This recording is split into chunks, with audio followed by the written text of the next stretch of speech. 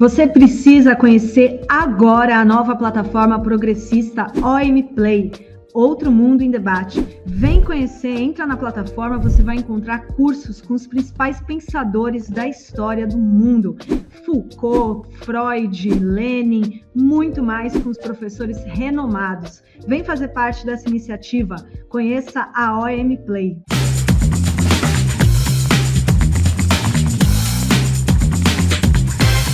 Seja bem-vindo à Revista Fórum, eu sou Carlito Neto, historiador e cientista político, e hoje eu estou aqui para falar com vocês sobre a chateação do presidente Lula com o presidente da Câmara, Hugo Mota, ainda por conta do PL antifacção e pela escolha do Guilherme Derrite para relatar esse projeto. Como eu já tinha citado para vocês aqui, tanto as minhas participações no Fórum 11h30, quanto as minhas análises aqui no Carlito Neto na Fórum de segunda a sexta, às 16 horas, o presidente Lula tinha costurado ali, junto com o presidente da Câmara, Hugo Mota, que o projeto que discutiria ali, o PL antifacção, não seria relatado nem por alguém que fosse muito próximo à base do governo e nem por alguém que fosse muito próximo à oposição ao governo do presidente Lula.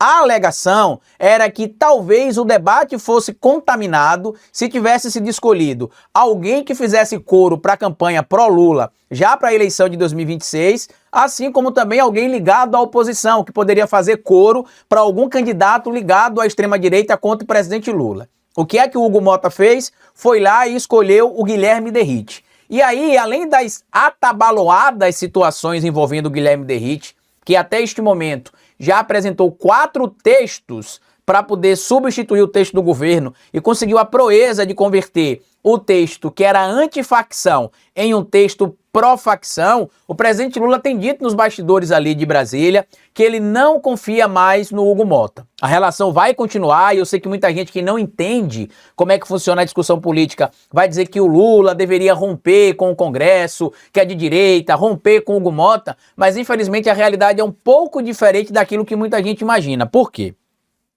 Para ser pautados os projetos de interesse do governo, esses projetos precisam ser pautados pelo presidente da Câmara, que é o Hugo Mota. E neste momento, a configuração da Câmara dos Deputados é basicamente a seguinte: 386 deputados de direita contra 127 deputados de esquerda. Proporcionalmente falando, 75,2% da Câmara é de direita e 24,8% da Câmara é de esquerda. Então, com esta composição, mesmo o presidente Lula não confiando mais no Hugo Mota, mesmo com o presidente Lula revoltado com o Hugo Mota estando descumprindo acordos e combinados que foram feitos com o governo, ele vai precisar manter um diálogo com o Hugo Mota. Por quê? Porque, infelizmente, com esta configuração do Congresso Nacional e com a Câmara na mão da direita, o presidente Lula, evidentemente, vai utilizar a sua popularidade para pressionar o Hugo Mota, mas não tem como romper essa relação, porque existe uma coisa chamada correlação de forças, que muita gente ignora no universo ali da esquerda, que faz de conta que é de esquerda, porque até pode ser de esquerda, né? Não vou ser injusto não, mas que não entende como é que funciona, de certo modo, a institucionalidade no poder público e acha que basta o Lula romper e acabou, e que não tem mais que negociar com o Congresso, que tem de ignorar o Hugo Mota, e não é assim que funciona. O próprio líder do Partido dos Trabalhadores na Câmara, que é o deputado Lindenberg Faria, disse o seguinte: é um direito de Mota escolher o relator, mas escolher o Derrite para um projeto trabalhado há 6 meses pelo governo, eu continuo não achando correto. E mais, ainda há improvisação, 1/4 do relatório, um ataque à Polícia Federal, afirma ali o deputado federal Lindenberg Faria. E aí pessoas do entorno do presidente Lula já trouxeram a informação que diz o seguinte: o presidente não confia no Hugo Mota mais, né? A relação acabou. Se o presidente chegou a ter em algum momento confiança no Hugo Mota, essa confiança acabou. Porém, o governo sabe que é necessário manter ali uma relação, mesmo que institucional, com o Hugo Mota, porque para pautar projetos de interesse do governo, esses projetos são pautados pelo presidente da Câmara. E aí, não é a questão de querer ou não querer, é a gente, infelizmente, entender que com a configuração do Congresso do jeito que está, meu amigo e minha amiga, a gente vai passar por algumas situações dessas. Dá para mudar tudo isso? Dá. Ano que vem tem eleição. Se as pessoas pararem de votar no presidente de esquerda, no governador de esquerda e no deputado ou senador de direita, porque não, ele é de um partido de direita, mas é gente boa. Não, ele é de um partido de direita, mas é porque aqui no meu município, no meu estado, a viabilidade para a candidatura dele só era possível por um partido de direita. Pois é, mas quando ele chega lá no Congresso Nacional, mesmo que ele seja um cara, entre aspas, de esquerda em um partido de direita, ele vai votar como o partido determina, sob o risco, inclusive, de incorrer em penalizações internas do partido, ser expulso e perder até mesmo o mandato. Então, o que falta, às vezes, para parte da população, e é culpa nossa, de certo modo, é ter esse entendimento. Porque olha só se o presidente Lula está neste momento. Se fosse em um momento que a esquerda tivesse maioria dentro do Congresso Nacional, primeiro, o presidente da Câmara seria provavelmente alguém de esquerda, e segundo, seria pautado projetos de interesse do governo e seriam discutidos e aprovados porque a esquerda teria maioria dentro do Congresso Nacional. Essas negociações que a gente vê tendo de acontecer entre o presidente Lula, o Hugo Mota, o Davi Alcolumbre, tudo isso acontece por conta da correlação de forças. A extrema-direita e o centrão têm uma bancada gigantesca. Eu falei para vocês que na Câmara dos Deputados, eles têm 75,2% das cadeiras. No Senado é pior. No Senado, a direita e o dito centrão, né, a extrema-direita e o dito centrão, têm 80,2% das cadeiras, 65% dos senadores são de direita ou de extrema direita. E eu até acho isso interessante porque eu estou vendo aí um alarmismo em alguns veículos nas redes sociais, que até alguns são ligados à esquerda, dizendo que não, em 2026 o pânico é que a direita quer ocupar o máximo de cadeiras na Câmara no Senado Federal, porque se isso acontecer, o impeachment de ministro vai ser pautado e acabou. E aí tem dois pontos interessantes, né? Primeiro, olhar a matemática que hoje a direita e a extrema-direita já tem a maioria de cadeiras no Senado Federal, são 65 cadeiras. Segundo, na eleição de agora, de 2026, 54 cadeiras serão colocadas à prova ali, né? Alguns, inclusive, parlamentares que vão disputar em 2026 são desse campo da direita e da extrema-direita. E nesse alarmismo que está sendo criado, o que é que está sendo calculado? Que todos os candidatos de direita ou de extrema-direita serão reeleitos, na matemática freestyle que eu estou vendo por aí, além de novas cadeiras serão preenchidas. No meu cálculo é diferente. Tem vários estados aí que a extrema-direita ou que a direita tem duas cadeiras, que corre o risco de pelo menos uma das cadeiras ir para a esquerda ou as duas cadeiras.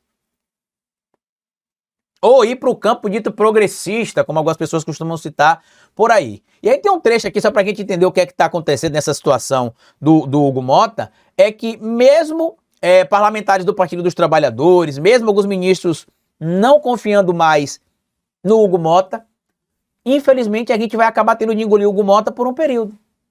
Ele está chateado porque diz que os petistas estão tratando ele como inimigo do povo, que os petistas estão atacando ele, desde a situação envolvendo ali o acordo que tinha sido formalizado no projeto do IOF, que o Hugo Mota descumpriu, e ele disse que os ataques que foram promovidos contra eles foram promovidos por pessoas ligadas ao Partido dos Trabalhadores. Não foi não, Hugo, foi por conta da sua atabaloagem mesmo, a sua panguice. O que é que está acontecendo na minha análise, a situação do Hugo Mota? O Hugo Mota tem 36 anos. É relativamente jovem, tá? Ele não está aguentando algumas pressões que acontecem no entorno dele. Por exemplo, se ele aprova um projeto que é de interesse do governo e que ajuda muito o governo, aí o bolsonarismo cai em cima dele e ele vai ficar desesperado e aí tenta assinar para o bolsonarismo. O que ele ignora é que o pai dele, que é prefeito da cidade de Patos, né? Deixa eu até ver o nome do pai dele aqui. O pai dele é o Nabor Vanderlei.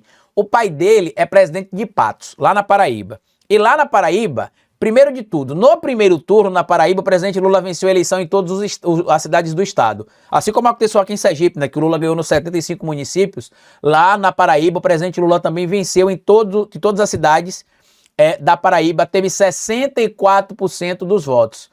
Na cidade de Patos, na verdade, na cidade de Patos, o presidente Lula teve 64% dos votos, que é a cidade onde o Hugo Mota tem muita influência. Então, ele está tentando se equilibrar entre o bolsonarismo e o Tarcísio de Freitas e o presidente Lula, só que o presidente Lula sabe que o pai dele vai precisar de apoio para a próxima eleição. O pai do Hugo Mota quer ser ou candidato ao Senado ou ser suplente de um senador no pleito de 2026 e precisa do apoio do presidente Lula para vencer a eleição. Por quê? Porque, primeiro, Lula venceu a eleição em todas as cidades da Paraíba em 2022. Bolsonaro tinha vencido em 3 de 2018, tá? O PT tinha vencido nas outras todas. No Nordeste, o presidente Lula só perdeu a eleição em uma única capital, que foi Maceió.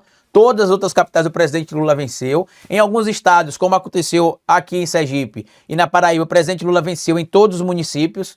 E o Hugo Mota não está conseguindo lidar com o poder que ele tem na mão. E aí um vem e impressiona, o outro vem e impressiona, e isso atrapalha ele mesmo. Porque na eleição do ano que vem ele vai precisar estar do lado do presidente Lula. E será que o eleitorado vai esquecer o que ele tem feito para atrapalhar o andamento do país?